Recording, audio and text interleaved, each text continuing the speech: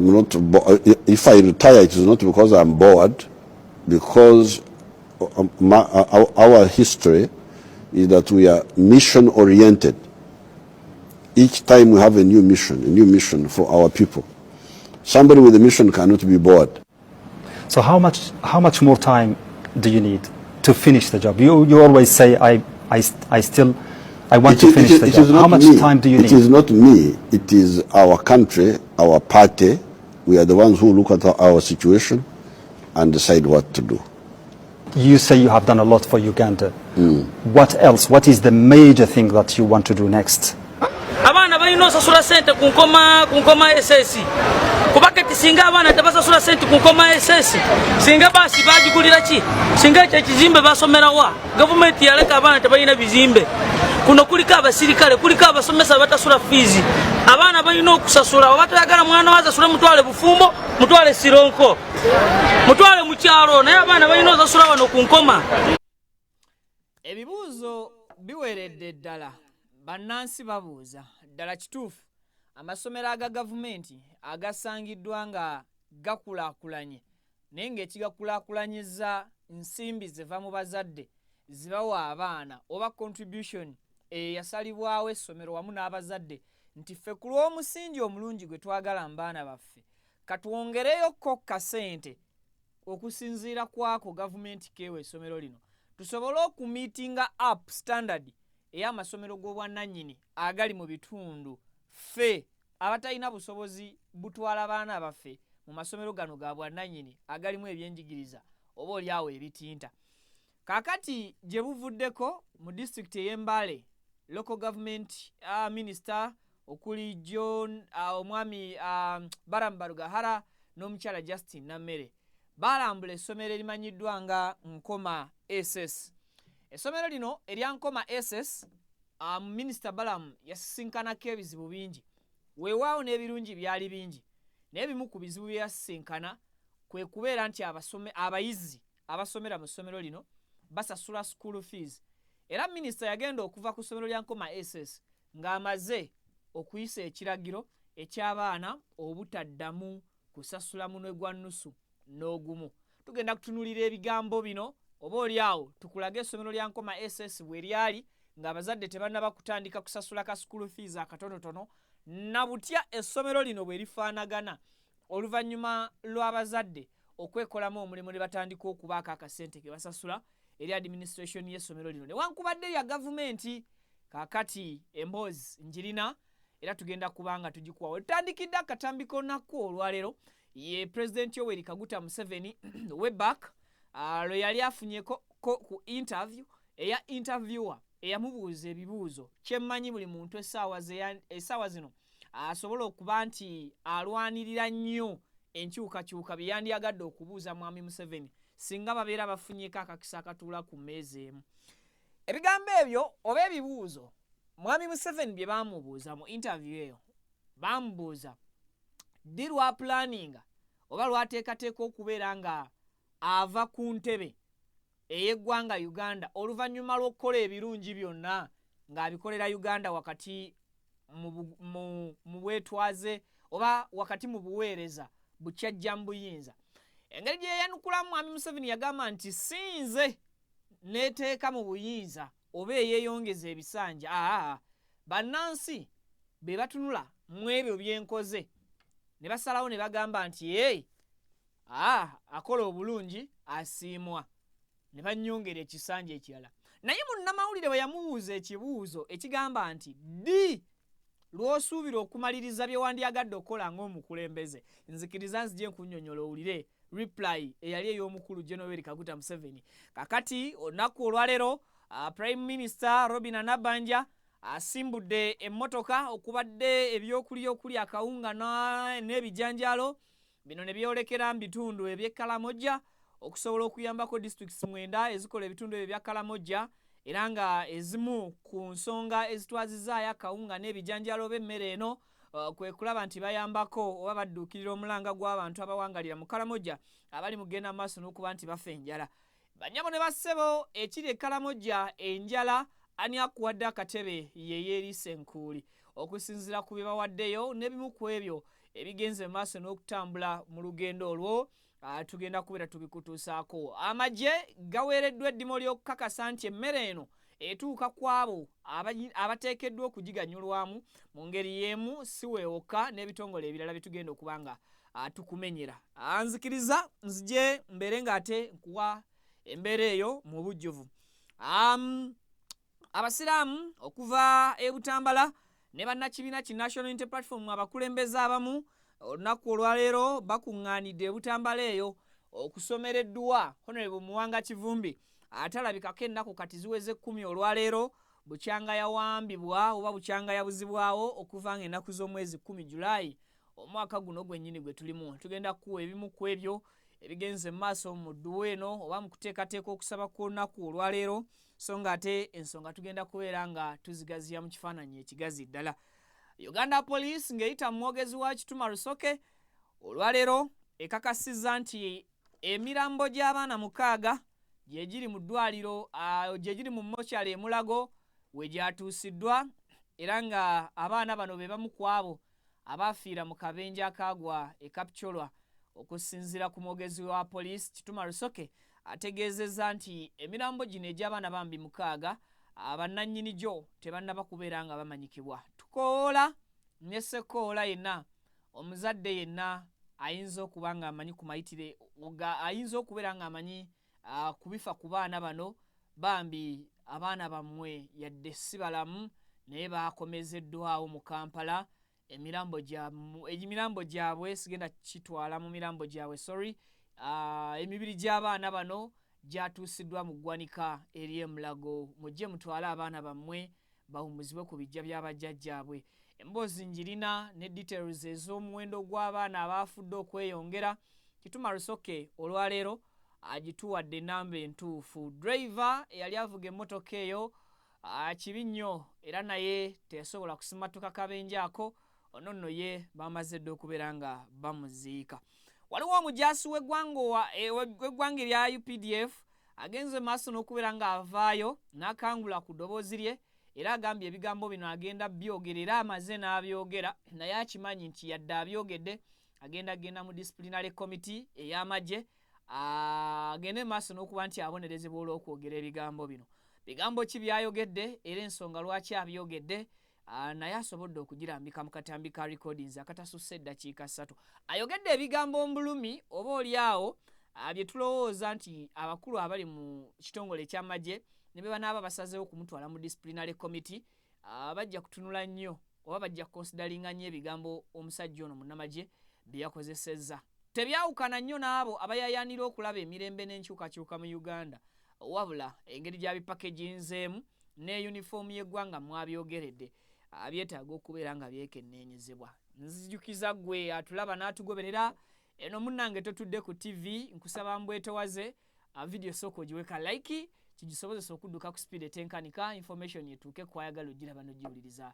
Naye nkusaba nti twegatteko mbutongole ng'osubscribinga ku mukutu information ejja kuba ogifunira mbudde ate nga ejja kuba ekutuukako bonaabo subscribinze buli kye tuteekayo gw'ojja okuba omu ku abo abasooka okukiraba.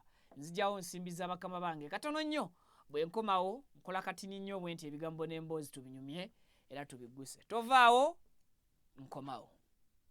Aba QYT Healthcare Traditional Chinese Medicine abasangibwe Nansana ku Yesu Amala mu maaso ga Total ku kizimbo kuliziwa Hair Academy bakutegeeza nti weebali nnyo okujjanjaba endwadde ez'enjawulo omuli asthma, sukaali, fibroids, ssenyiga w'ekibumba, hepatitis A, B ne C, abasajja n'abakazi ab'enyooma mu nsonga z'obufumbo, abaludde okufuluma, kiyite constipation, omugongo oguluma, amagumba gakumeketa, alumizibwa mu nnyingo n'endwadde endala nnyingi. Balina ebyuma ebikebera endwadde mu buli kitundu kya mubiri eby'omulembe wamu n'abasawo abakugu mu kujjanjaba. Ate jjukira nti bataddewo promotion ng'okukebera omubiri gwonna kwa siringi $3 zokka. Kale yanguwa ofune obujjanjabi obw'omulembe anti obulamu bugagga. Okumanya ebisingawo ku bino bakubire ku 0764-34-66-67.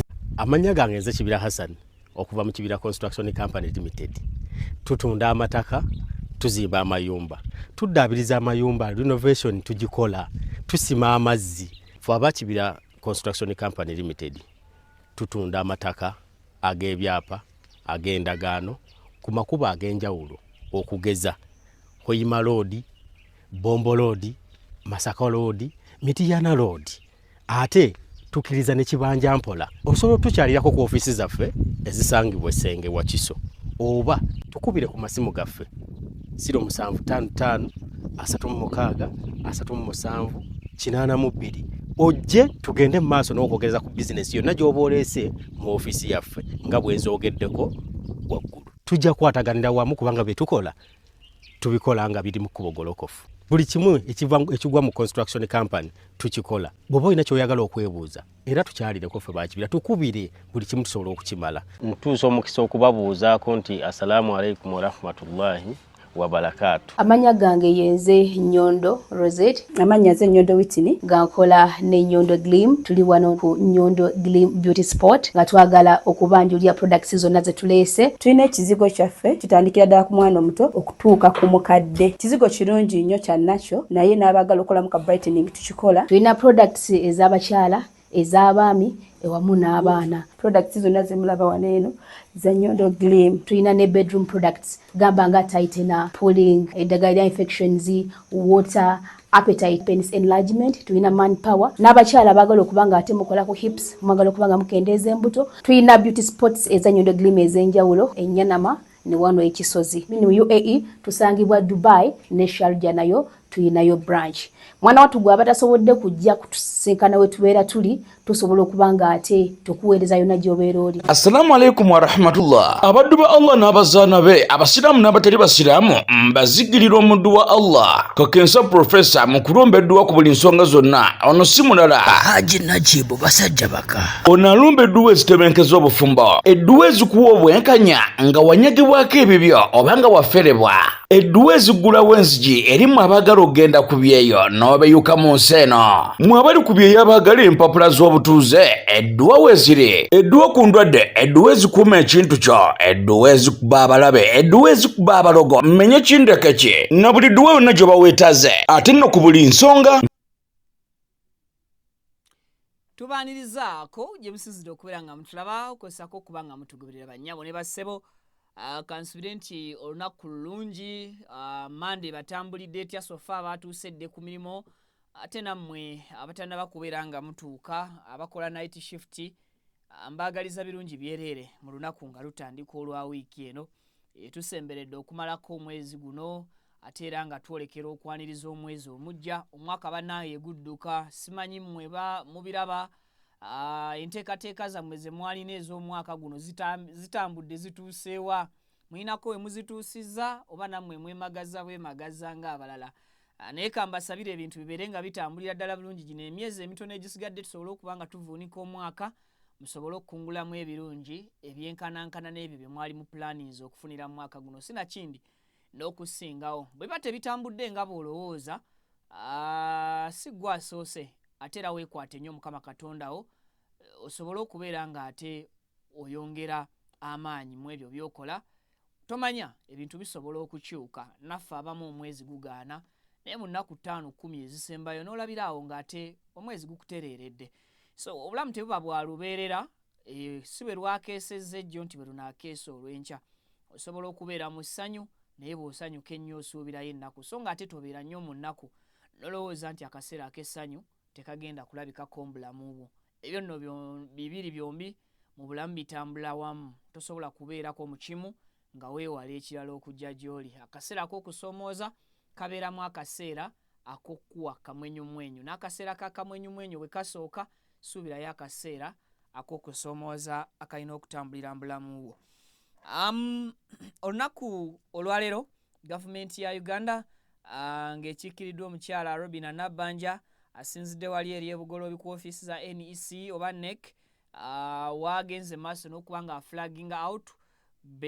flaggings out bendera oba asimbudde emmotoka ezibadde zikubyeko obugula ebyokulya era ng'emmotoka zino bibadde ebimotoka by'amagye byebikwasiddwa eddimu oba byebikwasiddwa obuvunaanyizibwa oba okubeera nga bitwala emmere mu bitundu eby'Ekkalamojja okusobola okuyambako baganda baffe abawangalira sides eyo okufuna ekyokulya. Enjala ani akuwadde akatebe yazingako baganda baffe ab'Ekkalamojja era nga wetwogerera babeererawo wakati mbugubi. Mukimanyi bulungi nti omusana buli we gutandika okwaka abantu abawangalira Ekkalamojja basanga akaseera ak'okusoomoozebwa. Ebirime byabwe ebisinga bikala ate nga Kkalamojja okusinga eyimiriddewo nnyo mu bulunzi naye n'ebisolo bye balina ebitonotono bituuka ekiseera ne biyagga buyazzi nga binoonya we bisobola okunywa otuzzi tebikola ki tebirabawo. At the same time obulime obutonotono bwe babeera basobodde okubeera nga bakwasa ate obulime obwo nabo oba ebirime ebyo bituuka ekiseera ne bikala olw'ekyeyo ekingi oba olw'omusana ogubeera gukoze eki gubeera gusukkiridde. Kakati Ssaabaminisita Nabbanja asobodde olunaku olwaleero okubeera nga aweerezaayo emmere ebadde ewerera ddala ttani zibadde mmeka kandabe wano obulungi bw'emmere obubadde mu ntambula y'olunaku olwaleero. Yes, gavumenti ewereza obuyambi bw'emmere mu Kkalamojja okudduukirira abeeyo abaagwirwa ekyeyania muwadde akatebe era nga gavumenti eraga nti ewadde ebitundu bino byonna emmere. Ebitundu byewadde ziri districts 9 ezikola Kkalamojja. Districts ezo 9 ezikola Kkalamojja kwe kuli district eya Bim, kwe kuli district eya Amdat, kwe kuli district eya Kabong, kwe kuli district eya Kalenga, kwe kuli district eya Kotido, Moroto, kwe kuli Nabilatuk, kwe kuli Nakapiripiriti ne Napak. Ezo no ze districts 9 ezikola ebbendobendo ly'amambuka ago aga Kkalamojja. Bano baweereddwa emmere ng'egenda kugabibwa amayumba 3,139,887. Ago ge mayumba agasangibwa mu district mu bendobendo lya Kkalamojja eyo, so nga ate emmere eno still egenda kugabibwa mu miruka 4 ze districts 9 ezikola ebitundutundu bya Kkalamojja.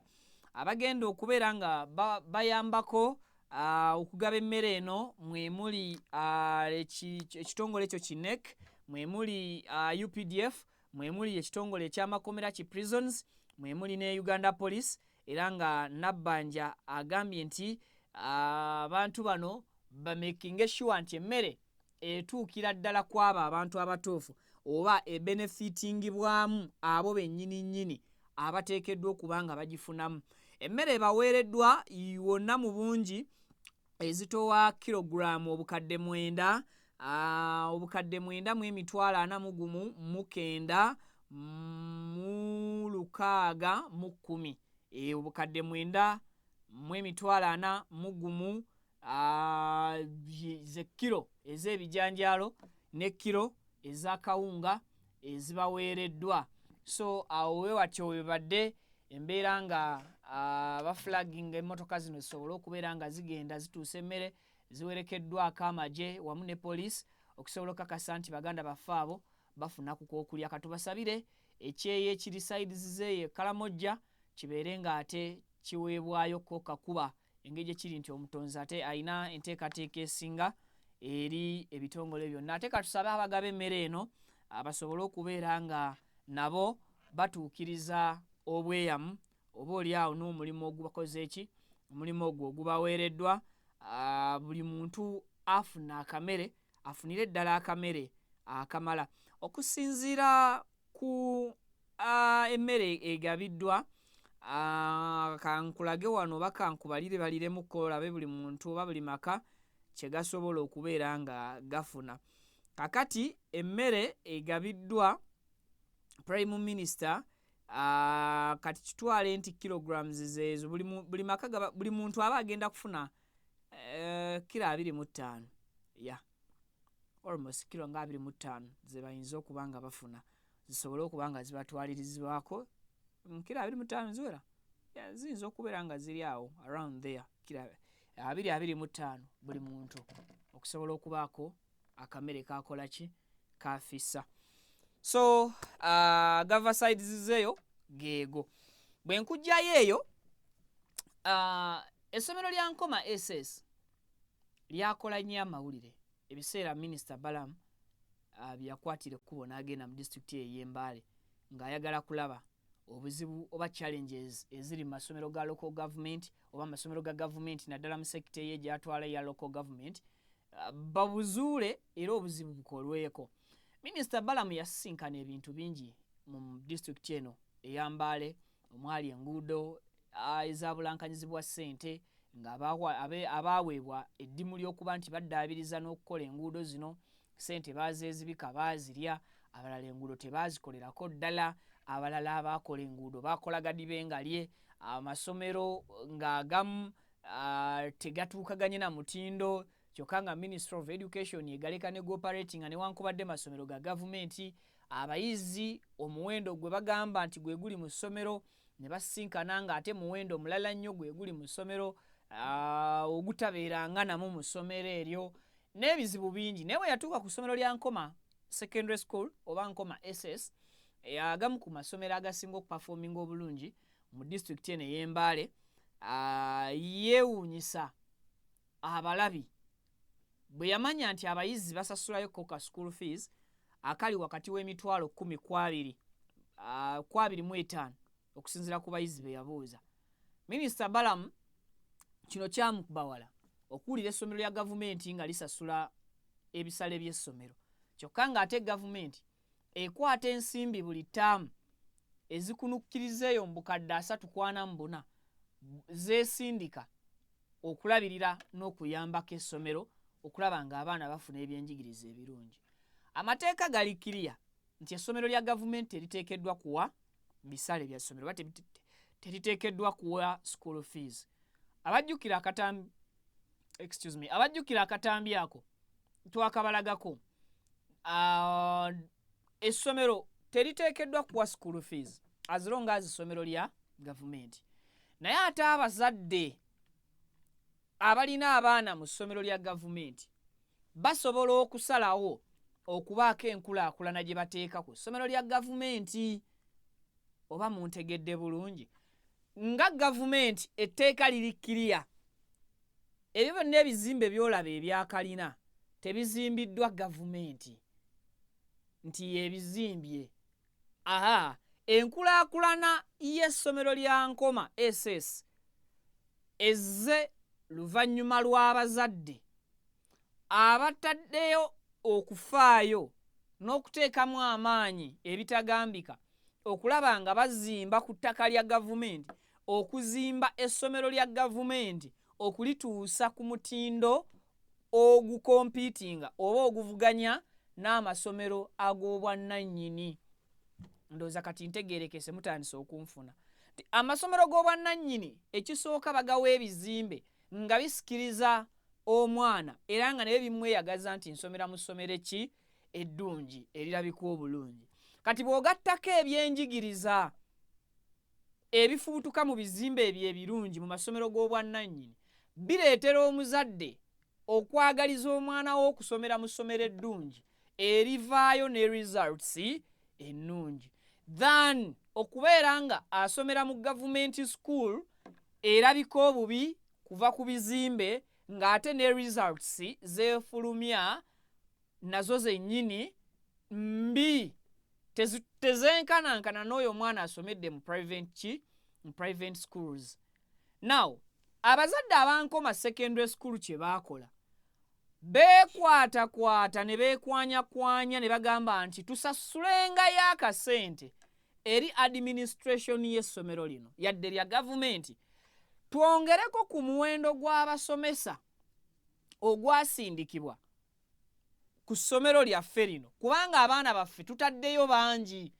Abaana be tutadde ku ssomero bangi basinze ku bungi bw'abasomesa abalina okubasomesa. Kati ne administration y'essomero kiyinzika okuba wano munkwate bulungi ne management y'essomero kiyinzika okuba nga bambi yalaba omuwendo gw'abayizi gugenze gwambuse waggulu newandiika eri abakulu ababatwala babongere ku basomesa. Maybe tekyasoboka basomesa kubaweebwa oba kubabongera. kati nga bo abakulu b'essomero abaali tebakyasobola kusaavinga baana bano abayingira mu ssomero lya gavumenti obungi. Jjukira essomero balizimba nga liina kapasite kwe likoma ng'era ekisaawe nti essomero liteekeddwa kusomesa abaana 200,000 naye ate abaana bwe beeyongeramu ne bagenda mu 3 oba 5 era abasomesa ogenda kusanga nga tebagenda gaana kuyingiza abaana mu ssomero. Kati ng'abazadde abaagaliza abaana yadde nga tebalina $50,000 na kakadde kanaasomesa abaana mu private ne batuula wamu n'essomero ne bagamba tuteekewokko akasente tusasuleyo tuhayalinge abasomesa tubeesasulire. Aba gavumenti abali ku payroll ya gavumenti abo bo basigale nga basasulwa ku musaala gwaki? Ku musaala ga gavumenti ogwabwe. Kakati bano abali ku lwaffe olw'obungi bw'ennamba y'abaana eyeeyongedde ku ssomero tubakwatira akasente tubeesasulire. Administration y'essomero n'abazadde ewataali kusalawo kwa administration ya ssomero yokka ne basalawo ne bagenda ne bayalinga abasomesa ba teachers ne bajja ne basomesa abaana. Abazadde be bamu ne bagamba nti okwongera okuggumiza essomero lyaffe ebyenjigiriza bibeere nga bivaayo bulungi katweyongeremu akasente tugule bbaasi ey'essomero. Gavumenti teyatuwa bbaasi mu katambi koolaba ye bbaasi eyankoma secondary school. Abazadde ne bevaamu akasente ne basasula akabaasi ne kagulibwa essomero ne liba nga lifunye eki? Ne liba nga lifunye bbaasi eyaalyo. Kakati tekikomye okwo, abazadde ne bagamba nti naye n'ebizimbe ebisomesezebwamu abaana baffe bibulako era abazadde ne beekolamu eddimo nga bo na bokka ne bongera ku bungi bw'ebizimbe newankubadde ebizimbe bituula ku ttaka lyaki? Ly'essomero lya gavumenti. Abazadde bw'ekityo ne beegaziyiriza essomero olw'okwagala okuwa essomero omutindo nga bo nga ba stakeholders abalina omukono mu ssomero lino abalinamu abaana era abalina kye baagala abaana baabwe bafuuke babeere ne beekulaakulanyiza essomero. Naawe wano we wajja ekibuuzo. Gavumenti etakkiriza kusasuza mwana 100 ku ssomero lya gavumenti, essomero neerirekaawo n'esindika abasomesa ne batatuuka be bayita ba ghost workers emizimu nti essomero lirina abazadde abasomesa 9 naye in actual sense mu reality nga waliwo abasomesa 4, omuwendo gwa abasomesa 5 nga teguli ku ssomero naye nga abakulira essomero bakimanyi nti abasomesa 9 si be bali mu ssomero naye ate ssente ze bafuna zimala okukola ki? Okuteeka abasomesa 9.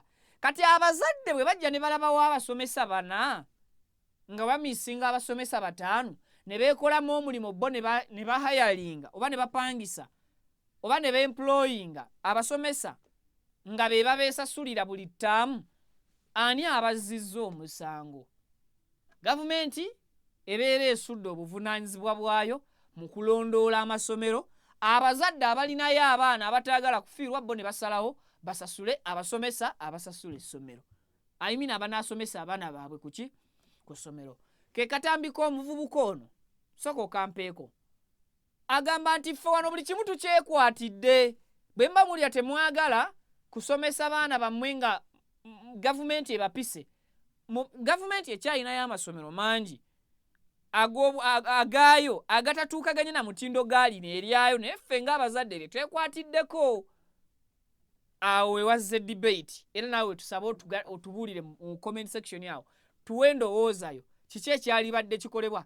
Gavumenti ekkirize etongoze essomero lya Nkoma SS libeere lya bwannannyini oba erireke litambulire ku system ya administration y'essomero gye yateekawo ey'abazadde abeesobola okuteekangayo akasente ako akatonotono basobole okubeera nga bafuna ebyenjigiriza ebituukaganye n'ebyo ebiri mu masomero ag'obwannannyini. Tusaba otubulire mu comment section katukuwe katambi ako bakatuwe. Abaana balina osasula sente ku nkoma SS kuba kati singa abaana tebasasula sente ku nkoma SS singa baasi bagigulira ki?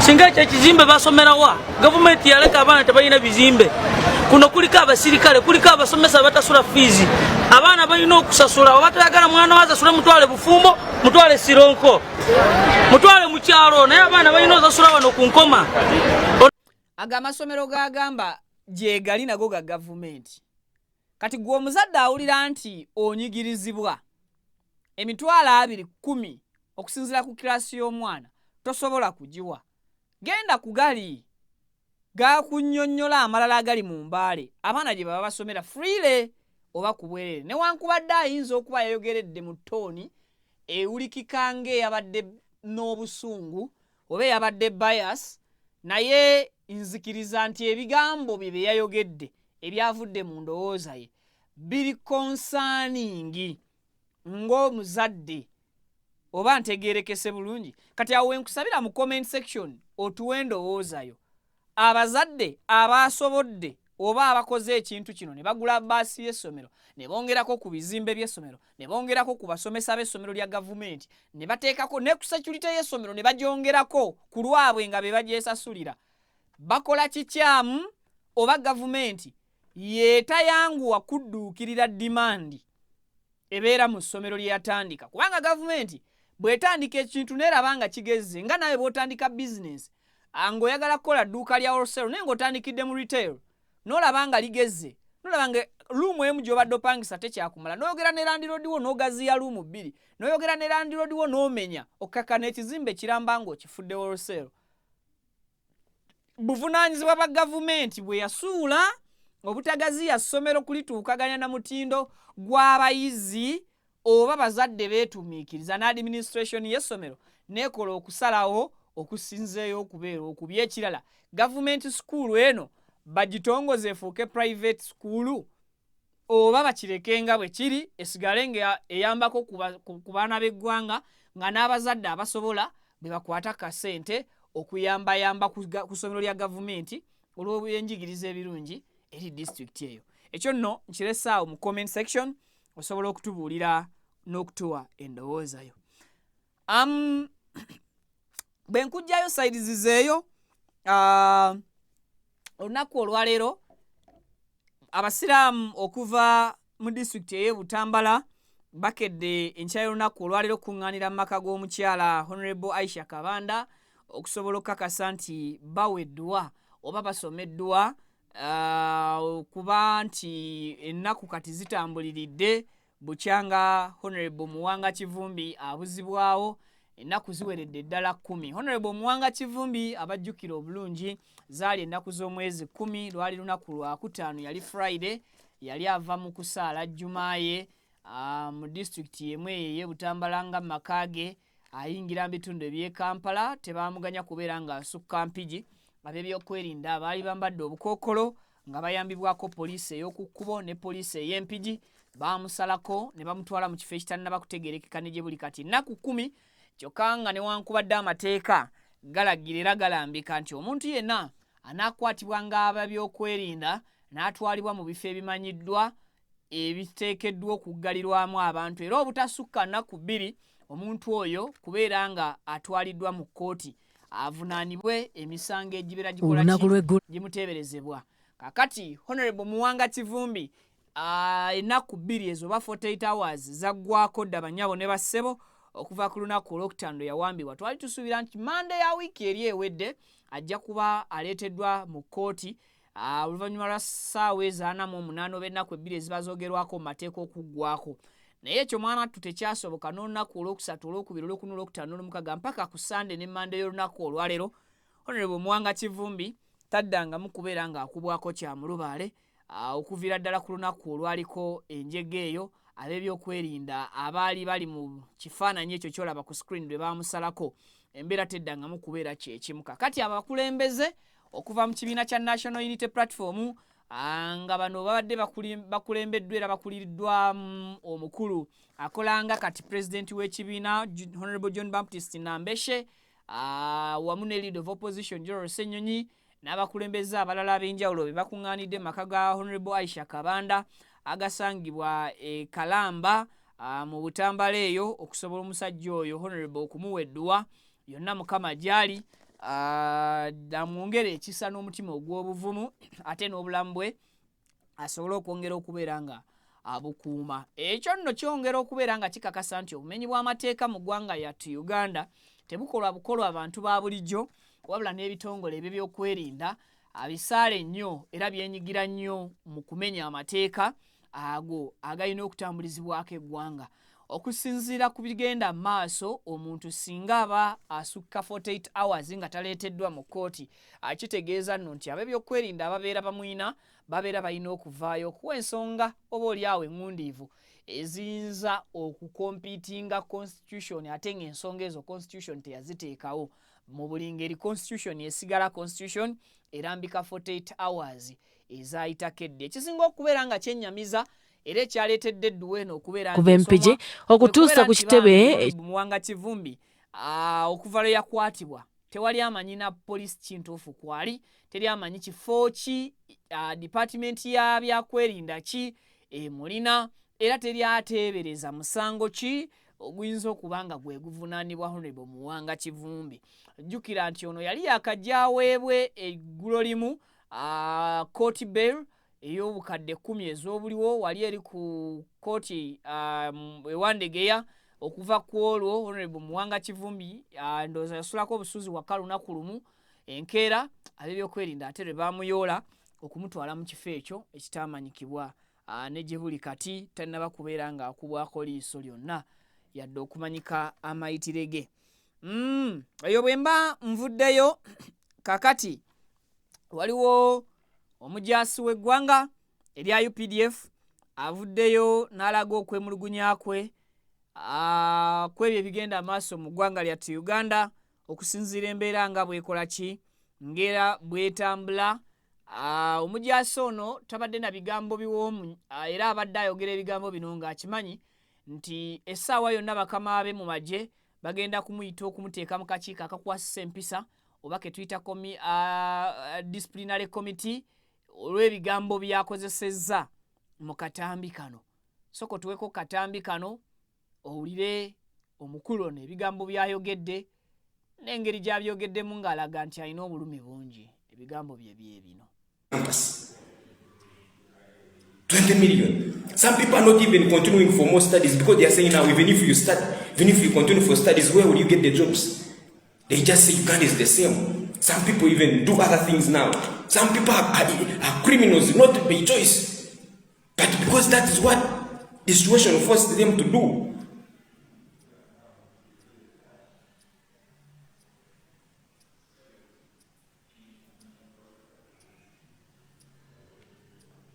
Some people are criminals, I'm telling you, because of the situation, because of those corrupt leaders within the system. They are bringing people, they just drop out of school because they say now what is the essence of studying. Actually, these days, they were saying education is the key to success, but these days it is no longer. Why? Things changed. Someone graduates, after graduating, it goes to burn charcoal. Once you find someone burning charcoal, environmental whatever team will capture him, becomes a criminal. What is causing all that? Because there are no jobs at the district. But is it true they are not there? They are there, but they cannot put people. They are putting only ghost workers, bringing askaris and these are to replace, and other interns. And an intern is suffering over the expense of the one who is supposed to work. You go to hospitals if you don't find people who are not paid. Go to the hospitals, most hospitals, you find people who are not paid and the ones working. I myself have worked now how long? 3 years. Am I paid? But because when we are this side, it is okay. But go back to the civilian settings. You find the people who are, most of them were the interns. If I talk of interns, you may think of only those of bachelor, but even those people who are just a certificate nurse from who has just graduated is the one working. But we cannot tolerate that anymore. And I have to talk. Even if it means what I know I'm going to the disciplinary, but I have to talk. I cannot commit the sin of silence. Ghost workers everywhere.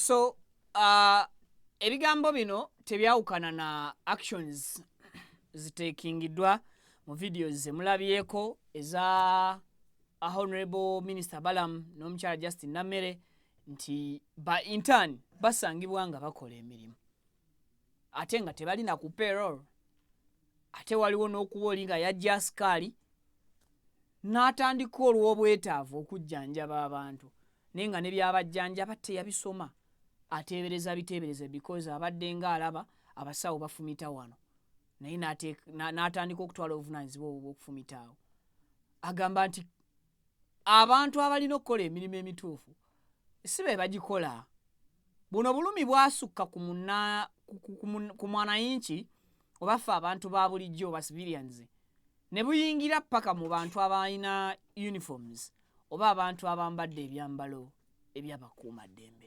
lwai oba lwaki kubanga n'abo abali mu byambalo ebyabakuumaddembe balina family ezitali mu uniform bagenda mu field okulwanirira eggwanga lino ate ne baleka abantu baabwe nga balina okufuna services naffe abantu abalala aba bulijjo zetufunako nga tebagenda kusoosowazibwa nti gwe oli mwana wa mujaasi gwe oli muganda wa mujaasi oli muzadde wa mujaasi nga naye bagenda muyisa mu mpisa yemu bwe kuba kubikira nga babikira ffe yengeri yemu gye babikira omujaasi so eggwanga liba lyaffe ffenna enjawulo ebeeremu nti oli ayina ekitiibwa kye yeetaaga okuweebwa omuntu ayambadde uniform kakati ebigambo bino yabyogedde ng'akimanyi nti anytime agenda mu disciplinary committee era agamba mweteefuteefu okugenda mu kakiiko ako naye afadhaali ng'obubaka bwe abulese ku mukutu nga Viki exclusive abulese ku mikutu egy'enjawulo emigatta abantu ebigambo ebyo ne babiraba ne babiwuliriza era ne babisengejja so naho nga nvuddewo kakati Minister w'ebyenguudo omukulu Honorable Fred Byamukama olunaku olwaleero ategeezezza Parliament nti President Museveni akkiriziganyizza era n'asaza mu contract z'aba engineers 6 ababadde bakola oluguudo lwa Busega Mpigi Express okwosaako n'oluguudo lwa Mubende n'enguudo eza Fort Portal. Honorable Byamukama Fred obaka buno abutegeezezza eggwanga ng'ayita mu Parliament mu kakiiko k'abakugu oba oli awo katuddemu ne ba ministers abalala olunaku olwaleero soko tuweko katambi ako ate oba oli awo nange mukkirize mbasiibulire wano ngende mbaleetera ebirala tuweko katambi ako Pavin. Yet by that time he was not much involved in these things. The PS was interdicted and we have a number of engineers who are recording statements at IGG. I want to leave it at that. IGG is handling. And even those who left government, they were involved. The president has guided. They have to be checked and they are worked on. And we are happy the president is taking lead in most of these things. And even, it's not only Segapik, other projects. As I was leaving this morning, my office, I saw a letter from the president sacking 6 engineers, including a few I'm seeing on this front bench here, sacking them, not even interdicting they should go. And is choosing them on projects of Segampigi, Mubende, Fort Portal Road, the Masaka Mutukula, and many other projects. So we are happy the head of state is also coming up to help the different investigating agencies. And even some of them, as they delay, is coming up. For us, we are here to implement. But what I must say, we are not considering the corrupt. Neither our people are here that they are supporting the corrupt. We are there to deliver our mandate, and we are also happy that. Yoyo Minister Fred Byamukama ow'ebyenguudo ennaku zino. Abo 6 babanga bagobeddwa ku mirimu. Basasulibwe. Basasule, sorry. Bakuwa contract yakola luguudo ng'otusuubiza emyaka 4 ne gifuuka emyaka 6. Sente ozibulankanyizza n'abantu abalala. Ba contractors bakwatibwe. ekirungi mpulidde nti waliwo okwereporting eri ba IGG eri IGG Inspector General of Government okunoonyereza babanoonyerezeeko naye nga n'emirimu bagibaggyeko nga bwe bakoze then ekyo step nnungi zino moves abantu ze bazzenga bagamba naye lwakuba ekinneewuunyisa kintu kimu nti jjajja zina break dance okusanyusa abazzukulu babeera beeraliikirivu enkya jjajja anaasobola okuzuukuka ako kagambo kakulu nnyo buli wendawooza ku bigenda maaso mu ggwanga nzijukira nnyo nti jjajja ali kuzina break dance asanyusa abazzukulu nti buli kimu kiri moral naye ekibuuzo bunaasobola okukya ku makyanga jjajja amagumba gayunga jjajja ayinza ozina break dance naye bakanaatazuukuka so byebyo video giweka like bwoba tewagikawadde mu ntandikwa bwoba wagikawadde toddamu kukwata ku guni ku penseeryo eba oddamu n'okwata ku penseeryo oba otwala kakutwale kati bireke bwoba gwe wagikawadde mu ntandikwa salute bwoba tewagikawadde jigire kwata mu kigalo ekyo tofaayo ekigalo gwe kikwate gwe tofaayo bino si bya politics gwe kwata mu kigalo kakati bwoba totwegattangako mu butongole akagambo weekali wano kabeerawo subscribe kaba mu kala mmyufu depending on app kigyokozesa eya YouTube naye bw'omala okukasubscribingamu kafuuka miu ne kafaanana wano obwe wati kakati comment section ebeerawo awo wansi wa video olukwatamu bwe paa ngwereetawo owandiika ng'ogamba Vicky ku mulamwa guli kirina kubeera ABCD so byebyo sigenda kusukkako wano munzikirize nziruke mbafunira ate ebirala mubeere bulungi mweraba aba QYT Healthcare Traditional Chinese Medicine abasangibwa Nansana ku Yesu Amala mu maaso ga Total ku kizimbo okuliziwa Hair Academy bakutegeeza nti weebali nnyo okujjanjaba endwadde ez'enjawulo omuli asthma, sukaali, fibroids, ssenyiga w'ekibumba, hepatitis A, B ne C abasajja n'abakazi ab'enyooma mu nsonga z'obufumbo abaludde okufuluma kiyite constipation omugongo oguluma amagumba gakumeketa alumizibwa mu nnyingo n'endwadde endala nnyingi balina ebyuma ebikebera endwadde mu buli kitundu kya mubiri eby'omulembe wamu n'abasawo abakugu mu kujjanjaba ate jjukira nti bataddewo promotion ng'okukebera omubiri gwonna kwa siringi $3 zokka kale yanguwa ofune obujjanjabi obw'omulembe anti obulamu bugagga okumanya ebisingawo ku bino bakubire ku 0764363667 amanya gange nze Kibira Hassan okuva mu Kibira Construction Company Limited tutunda amataka tuzimba amayumba tuddaabiriza amayumba renovation tugikola tusima amazzi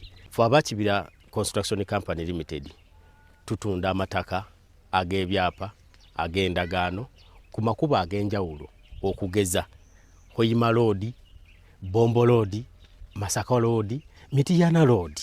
Ate tukiriza ne Kibanja Mpola osobola tukyalirako ku ofisi zaffe ezisangibwa Ssenge wa Kiso oba tukubire ku masimu gaffe 0755363782 ojje tugende mu maaso n'okwogereza ku bizinesi yonna gy'oba oleese mu ofisi yaffe nga bwe nzoogeddeko waggulu tujja kwataganira wamu kubanga bye tukola tubikola nga biri mu kkubo golokofu buli kimu ekigwa mu construction company tukikola bw'oba olina ky'oyagala okwebuuza era tukyalireko ffe bakibira tukubire buli kimu tusobola okukimala ntuusa omukisa okubabuuzaako nti assalamu alaikum warahmatullahi wabarakatu amanya gange yenze